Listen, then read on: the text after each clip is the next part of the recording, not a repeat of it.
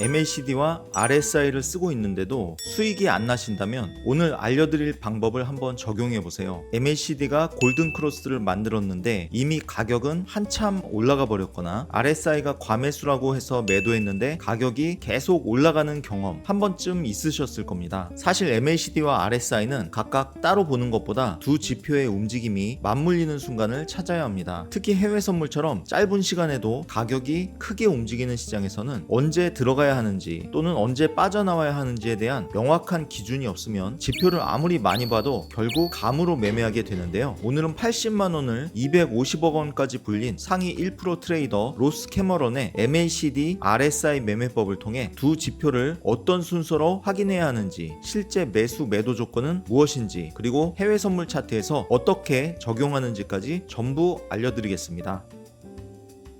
그렇다면 차트를 보면서 이 매매법을 어떻게 사용하는지 말씀드리도록 하겠습니다. 로스 캐머런의 이 매매 전략은 기본적으로 MACD의 크로스 시점을 매매 타점으로, 진입 타점으로 활용하는 그런 전략입니다. 그러니까 MACD가 데드 크로스가 날 때는 매도 시점으로, 그리고 골든 크로스를 매수 시점으로 이렇게 활용하는 게 기본 원칙인데, MACD는 매우 빠른 진입 타점을 알려준다는 장점이 있습니다. 차트에서도 보시는 것처럼 MACD 데드 크로스는 여기서 발생을 합니다. 여기서 발생을 하는데 여기는 가격이 미처 변곡이 다 일어나지도 않은, 그 이후에도 조금 더 상승을 했죠. 그 이후에 다시 빠졌습니다. 미처 가격이 꺾이기도 이전부터 벌써 매도를 알려주는 매우 빠른 그런 시점이기도 합니다. 다른 구간도 살펴보시면 여기서 MACD 데드 크로스가 일어납니다. 이 구간 여기가 되겠죠. 가격이 상승하다가 거의 꼭대기에서 매도 시그널이 발생을 합니다. 그 이후에 가격이 계속 하락하면서 변곡의 꼭대기에서 매도 타점을 줬다는 것을 알 수 있습니다. 이처럼 MACD의 장점은 매우 빠른 진입 타점을 준다는 장점이 있습니다. 반대로 단점도 있습니다. 여기 같은 경우 MACD가 골든 크로스가 일어났습니다. 골든 크로스가 일어났지만 별로 상승을 못하고 그 이후에도 다시 데드 크로스 일어나고, 또 골든 크로스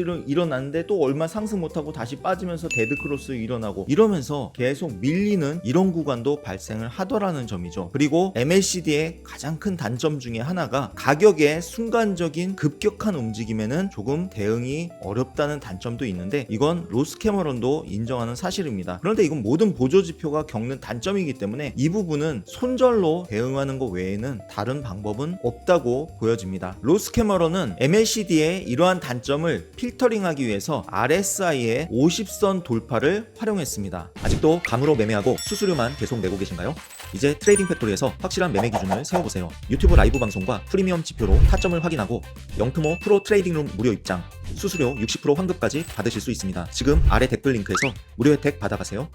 차트에 RSI에 50선을 추가를 해줄게요. 차트에 RSI를 함께 적용한 모습이고요. 이제부터 매매 기준을 설명을 드리겠습니다. 먼저 매수 타점이에요. 매수 타점은 먼저 MACD가 골든 크로스가 일어나야 됩니다. 이때 RSI도 50선 위에 위치해 있어야 합니다. 이게 일치하는 이 가격에서 종가에서 매수를 하게 되고요. 손절은 직전 저점 아래 또는 해당 캔들 아래에다가 잡아주게 되며, 손익비를 첫 번째 진입에서는 2배 되는 구간에서 절반을 청산을 해주고요. 나머지 절반은 RSI가 50선 아래로 내려갈 때 나머지 포지션도 청산을 해줍니다. 그 이후 상황을 보겠습니다. 우리는 여기서 진입을 해서요, 손절을 여기다가 잡고 손익비 2배 되는 가격에서 일부 청산, 나머지는 RSI가 50선 아래로 내려오는 이 가격에서 모두 청산을 하게 되겠습니다. 이번엔 매도 구간도 살펴볼게요. MACD에 데드 크로스가 나야 하고요. 이때 RSI는 50선 아래로 내려가 있어야 합니다. 여기서 MACD가 데드 크로스 발생이 됐는데 RSI는 아직 50선 아래로 내려가지 않았습니다. 그러니까 이 구간은 휩소일 가능성이 있다라고 판단하고 이 구간은 그냥 넘겨야 되는 구간이라는 거예요. 그 이후 보니까 RSI도 50선 아래로 내려갔고 MACD는 계속해서 데드 크로스를 유지하는 이 구간, 이 캔들 캔들 종가에서 매도를 하게 됩니다. 손절은 해당 캔들 고점 위에다가 잡아주게 되고요. 손익비 2배 가격에서 절반을 청산을 해주고 나머지 절반은 RSI가 50선 위로 올라올 때 나머지 포지션을 모두 청산을 해주게 됩니다. 그 이후 구간을 살펴볼게요. 우리는 여기서 진입을 했고요. 일부 포지션은 여기서 이익 실현을 했고 RSI가 50선 위로 넘어오는 이 구간에서 나머지 포지션도 전부 청산을 하게 됐습니다. 결과적으로 더 큰 수익을 얻을 수 있다는 것을 알 수 있습니다. 그런데 여기서 주의할 점이 있습니다. 제가 말씀드렸던 기본 조건 매수할 때 MACD가 골든 크로스가 나야 하고 이때 RSI가 70선 위에 올라가 있으면 안 됩니다. 그러니까 과매수권 위에 RSI가 위치해 있으면 언제든지 빠질 수 있기 때문에 그때는 진입하지 않습니다. 반대로 매도의 경우도 마찬가지예요. MACD가 데드크로스이고 RSI가 50선 아래에 있을 때 매도를 할 수 있습니다. 그런데 이때 만약에 MACD가 데드크로스 상황이라도 RSI가 30선 아래 위치해 있는 상황이라면 이때는 매도하지 않고 기다립니다. 다시 RSI가 과매도권 위로 올라올 때까지 기다렸다가 다시 꺾일 때 다시 진입을 하는 이런 방법을 취합니다. 그렇다면 RSI가 70 이상으로 올라가면 아예 타점을 잡을 수 없는 걸까요? 그렇지 않습니다. 자, RSI가 70 이상으로 올라갔을 땐 이렇게 대응을 하시면 됩니다. 이 구간을 보시면 MACD가 골든 크로스가 발생했을 때 RSI는 이미 70선 위에 위치해 있어요. 이런 구간은 과매수권이라서 언제든지 떨어질 위험이 있기 때문에 로스 캐머런은 이런 구간에서는 매수하지 않는다고 했습니다. 대신 이런 구간에선 RSI가 50선을 지지하고 다시 반등하는 그 시점을 기다려서 매수를 한다고 했습니다. 그 이후 상황을 보니까 RSI가 계속 올라가다가 눌림을 한번 줍니다. 눌림을 주면서 여기서 이 구간에서 50선을 터치하고 다시 꺾여 올라갈 때 바로 이 구간에서 50선 지지하고 올라가는 이 양봉의 종가에서 매수를 하게 되고요. 손절은 직전 저점 아래에다가 잡아주게 됩니다. 이때는 손익비 2배에서 그냥 전량 청산을 해줍니다. 왜냐면 이때는 첫 번째 진입이 아니고 이미 RSI가 과매수권까지 올라왔다가 다시 눌림목 주고 가는 구간이기 때문에 이럴 때 진입하는 것은 그냥 손익비 2배 되는 지점에서 모든 포지션을 청산하시면 되겠습니다. 그 이후 크게 상승하면서 수익 실현되는 것을 확인할 수 있겠습니다.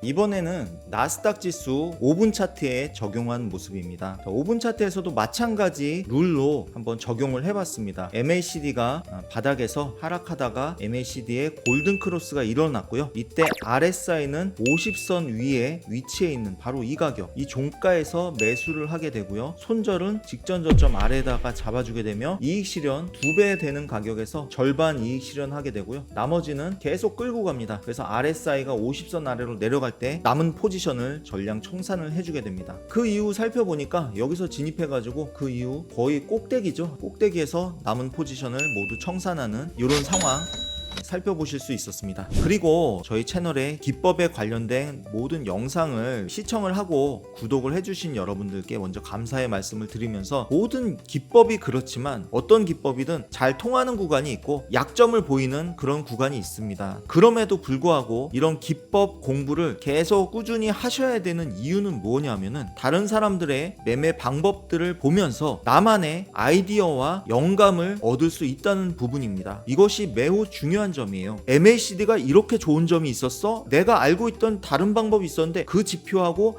MACD를 조합을 해볼까? 수치를 다르게 한번 바꿔서 결합을 해볼까? 이런 식으로 다양한 아이디어들이 생길 수 있다는 점이죠. 저도 실제로 4년 동안 저 혼자 끙끙대면서 보조지표 혼자 공부하고 기록하고 메모하고 일지 쓰고 아무리 공부해도 발전이 없었습니다. 4년 동안 허송세월을 했어요. 매일 손실만 보다가 저희 사부님께 매매 기법을 배우고 나서 아이디어와 영감을 얻었습니다. 그러니까 다른 사람에게 배운 것이 나에게는 아이디어를 그리고 매매에 대한 영감을 주는 그러한 요소가 될 수 있다는 점이죠. 그러니까 여러분 포기하지 마시고요. 지금 이 기법대로 해서 내가 100% 수익이 안 나는데 이거 뭐 내가 허송세월 하는 거 아니야? 이렇게 고민하실 필요 없습니다. 그게 다 여러분들에게 피가 되고 살이 되는 트레이딩의 밑거름이 되는 일이라고 저는 그렇게 말씀을 드리고 싶습니다. 그리고 매일 오후 10시부터 오후 12시까지 유튜브 라이브 방송을 진행합니다. 바랍니다. 라이브에 참여하셔서 트레이딩과 투자에 대한 소통도 함께 나눴으면 좋겠습니다. 오늘 내용이 도움이 되셨다면 구독과 좋아요, 알림 설정 부탁드립니다. 다음에도 더 유익한 트레이딩 정보로 찾아뵙겠습니다. 0.1%였습니다. 감사합니다.